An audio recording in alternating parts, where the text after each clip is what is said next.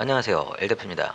이미 전해드렸던 일산 학폭 영상 있죠. 중학교 3학년으로 알려진 목 조르던 남학생 외에 다른 남학생 2명, 여학생 2명이 중학교 1학년으로 알려진 피해 학생을 대낮에 번화가에서 목을 조르고 성희롱을 하는 듯한 영상이에요. 사실 학교폭력이다, 성희롱이다 단정지어 말하긴 조심스러운 부분이 있었는데, 목이 졸리던 중1 학생의 신체를 만졌던 여학생이 페이스북을 통해 사과를 하는 글을 올려서 확인이 되었다고 합니다. 물론 아직 추정일 뿐이죠. 내용은 이렇습니다. 2021년 7월 13일 본인 집 앞에서 왜 여기서 담배를 피냐, 그러니까 본인 집 앞에서 시비가 있었고 그때는 좋게 끝냈는데 본인을 비하하는 말을 들어서 확인 전화를 해서 확인을 하고 06년생 오빠한테 말을 했다는 거예요. 영상에서 목을 조르던 아이죠. 글에다가 가해자라고 썼네요. 그리고 12시 20분까지 집으로 오라고 하였습니다. 홧김이 아니라 홧김에 뺨 두세 대를 때리고 왼쪽 손목에 담배빵을 찢었다. 경찰 2분이 오셨고 마두경찰서에 가서 진술서를 쓰고 저는 부모님이 먼저 오셔서 집으로 갔다. 오빠가 아까 가해자를 말하는 것 같아요. 오빠가 만나자고 하였고 돈이 없어서 마두로 오라고 했다. 얘기하고 싶어서 다시 그 아이들을 만나러 갔다는 겁니다. 어떤 친구가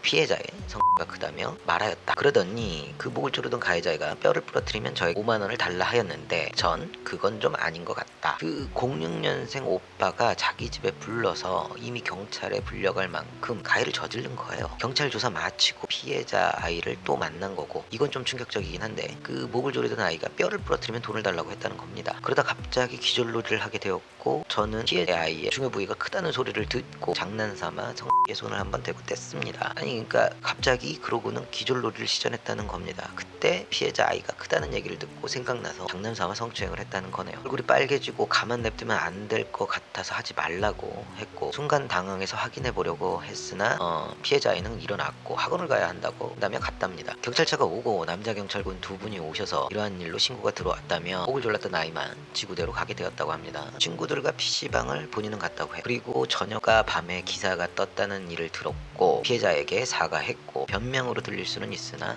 이미 일어난 일이고 제가 감당해야 되는 일이 맞고 피해자에게 죄송하다라고 사과문을 올렸습니다. 그럼 목을 졸리던 아이가 쓰러져서 놀란 거고, 그랬는데 그 아이가 일어나서 학원을 간다며 갔다는 거예요. 경찰한테는 목 조른 아이만 동행했고 본인은 PC방 가 있다가 영상이 공론화돼서 사과를 한다는 겁니다. 그러면서 문자 메시지 보낸 것도 공유를 했죠. 그러니까 이미 영상 속의 사건이 벌어지기 전에 뺨을 때리고 담배빵을 먹이고 그걸로 경찰 조사를 받았고, 화가 나서 다른 학생들과 놀이라는 형태로 저 아이를 추가로 괴롭히고 성추행을 하게 된 거예요. 근데 이게 뭐 사과문인지 일기인지 아직 어려서, 물론 영상 속 여자아이가 맞는지 그 아이가 올린 글이 맞는지는 더 확인해 봐야 되겠습니다만, 내용은 내가 주의를 줬는데 나를 비하해서 화났고 그래서 덕지 큰 오빠한테 폭행을 자주 한 거고, 폭행을 자주 받은 아이는 목을 졸랐고 나는 성추행을 했다, 그런데 잘못했다, 뭐 이런 겁니다. 위 글들의 내용이 맞다면 정말 더 심각한 겁니다. 앞선 영상에서 말했듯이 목을 조른 폭행 사건과 성추행이 문제라고 했는데 하루에 2번이나 한 아이에게 가해를 반복하고 있었던 거예요. 그 전에 이런 일이 있었는지는 한번 철저히 조사해봐야 합니다. 이 글을 올려서 논란이 더욱 거세질 수도 있다라는 생각이 듭니다. 기억하시는 분들 많을 겁니다. 약 3년 전에 있었던 거제 학교폭력 기절놀이로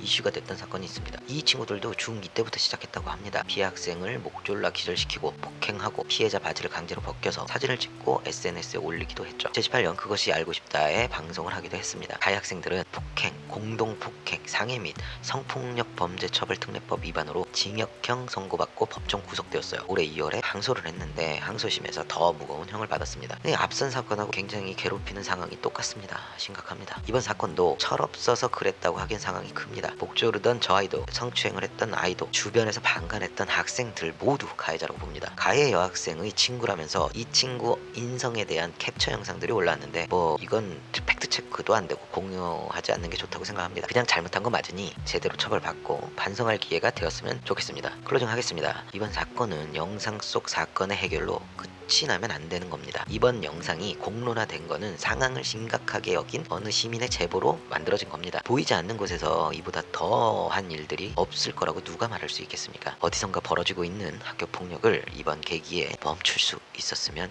합니다.